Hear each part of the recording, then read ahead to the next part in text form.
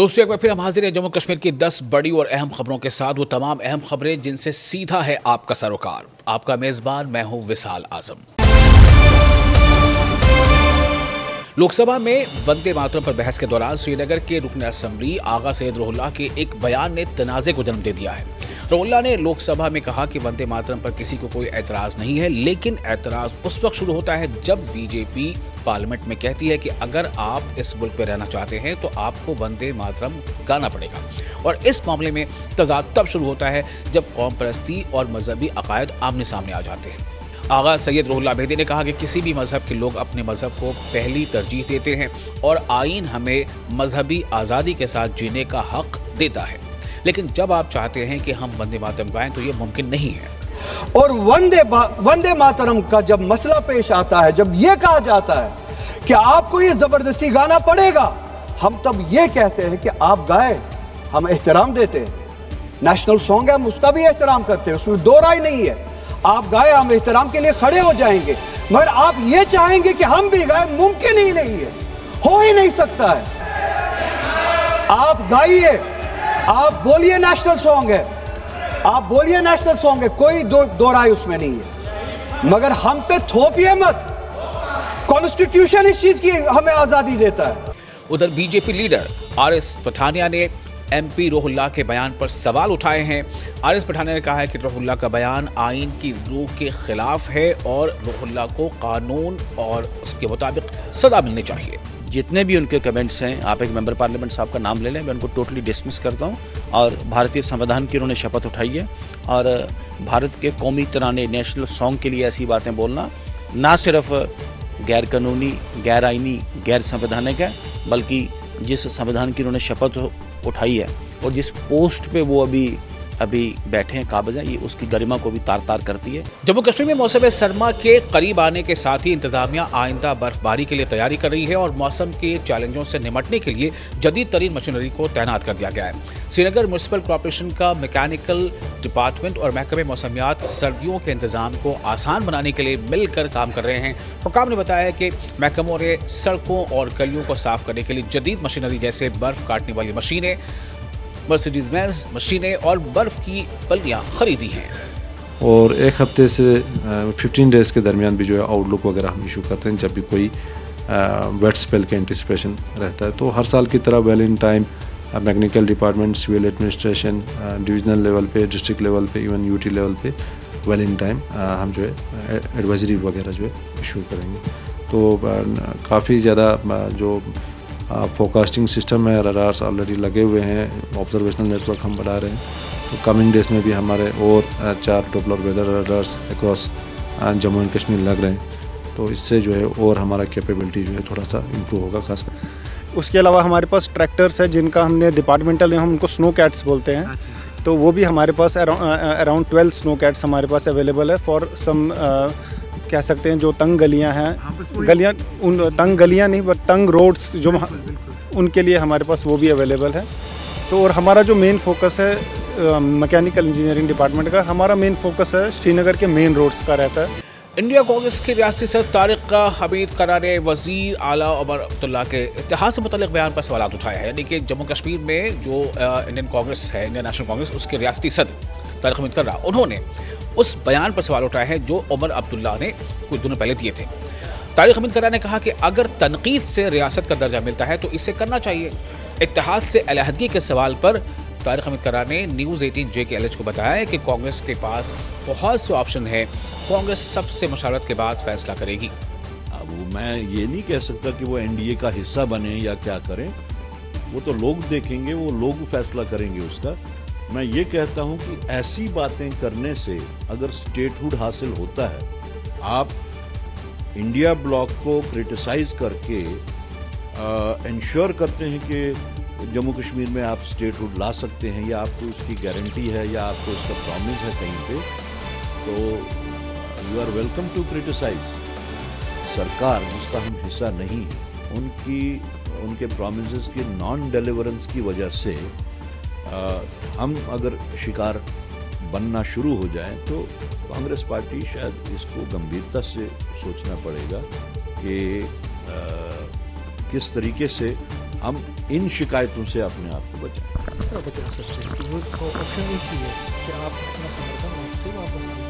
एक ही तो समर्थन, एक ही चीज़ है ना, क्योंकि आप गवर्नमेंट में है नहीं, गवर्नमेंट से आपको निकलना नहीं है। आप सिर्फ आपने सपोर्ट ऑफ जो है लेटर ऑफ सपोर्ट उनको दी है, सपोर्ट दे रहे हैं। तो क्या हम माने कि करा साहब ये कह रहे हैं कि आगे चल के अगर ये परेशानियाँ ये जो है लोगों की परेशानी अगर ऐसे ही रही तो आप विड्रॉ कर सकते हैं अपना? मुझे लगता है समीर साहब आप प्री जज कर रहे हैं। There are other ways also, like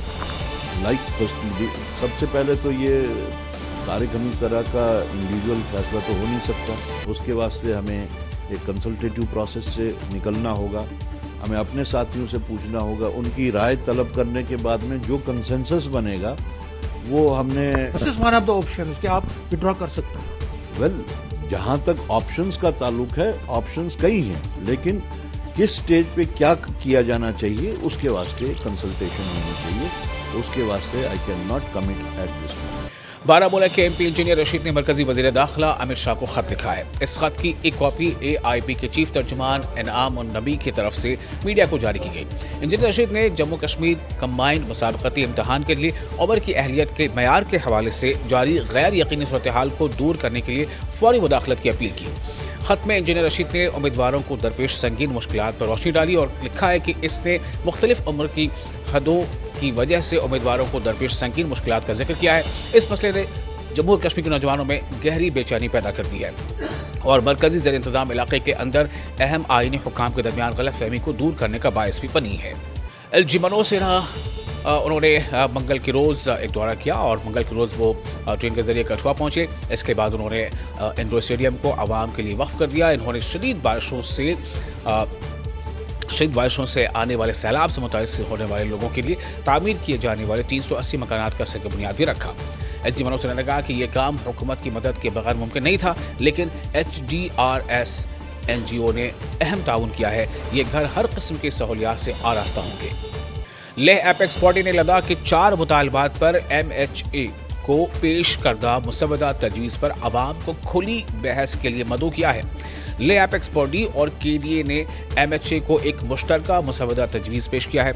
Leh में एक प्रेस कॉन्फ्रेंस में एपेक्स बॉडी के शरीक चेयरमैन चेरिंग डोजे लिक्रोक ने तमाम मुतल्लिका फरीकों को फीडबैक पर गौर करने के बाद इस तजवीज़ पर गौर करने के लिए कहा है। मुसवदे के मंजर-ए-आम पर आने के बाद सोशल मीडिया पर दरी असना एपेक्स बॉडी के एडवोकेट हाजी मुस्तफ़ा ने बताया कि 24 सितंबर के वाक़े के हवाले से 50 से ज़ायद अफराद ने बयान हल्फी जमा कराए हैं।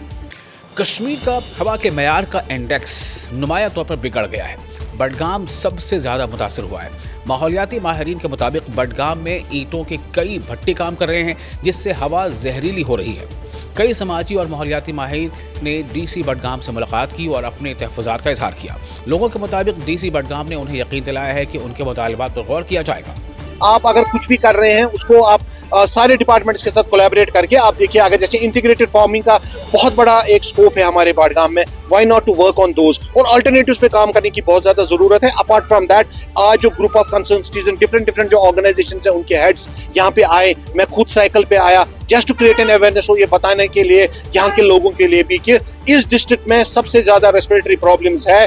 जो हमारा PM वैल्यू 2.5 है वो सबसे ज्यादा हमारा, क्योंकि डस्ट अगर देखी जाए सबसे ज्यादा बडगाम में है। कि कैसे कोई इलीगल भट्ठा लगा सकता है एग्रीकल्चर लैंड में। लैंड रेवेन्यू एक्ट की वायलेशन होती है, ब्रिकलिन्स रेगुलेशंस एक्ट की वायलेशन, और जितने एनवायरमेंटल एक्ट से वायलेशन है जिनके ये भट्ठे तोड़े गए, मैं लोगों को अवेयर करना चाहूंगा उनके पास कोई भी दस्तावेजात नहीं थे, बिल्कुल गैर कानूनी थे, और भी बहुत सारे गैर कानूनी है। अब DC साहब ने उन्हें ग्रेस टाइम दिया है। हम इस AQI जो कॉम्प्रोमाइज हुआ है उसको हम थोड़ा बेटर कर सकते हैं जब ये भट्ठू से निकलने वाला जहर कम हो जाए। ऑल कश्मीर ट्रांसपोर्ट कॉन्फेडरेशन ने हुकाम से हाजन बांडीपुरा की मरकजी सड़क की फौरी मरम्मत करने की अपील की है, जो इस साल जून में मुनहदिम हो गई थी। इसके बाद से ट्रैफिक का रुख मोड़ दिया गया है, जिससे दुकानदारों, ट्रांसपोर्टरों और रोजमर्रा के मुसाफिरों को शदीद परेशानियों का सामना है। तुराल के इलाके पिनार जागीर को हुकूमत ने चंद साल कबल सरकारी तौर पर सयाहती नक्शे में शामिल किया था, लेकिन मकामी लोगों के मुताबिक अभी तक यहाँ कोई तामीराती या तरक्याती काम शुरू नहीं हुआ है। इलाके में बनाया गया पिनार डैम अपनी खूबसूरती की वजह से हर मौसम में दिलकश नज़ारे पेश करता है, लेकिन मकामी लोगों का कहना है कि ये डैम आहिस्ता आहिस्ता अपनी शनाख्त खो रहा है क्योंकि हुकूमत इस तरफ कोई तवज्जो नहीं दे रही है। डैम जिसको गवर्नमेंट ने टूरिस्ट रिसोर्ट प्लेस का मुकाम दिया हुआ है आज से 4-5 साल पहले, लेकिन उसके बावजूद यहाँ के आवाम ने गवर्नमेंट को और टूरिज़्म डिपार्टमेंट के मंजूर नज़र ऑफिसरान से हमने रब्ता किया कि भाई यहाँ आप लोगों ने किया है, लेकिन यहाँ पर इलाके त्राल, पामपुर, श्रीनगर से भी लोग आते हैं।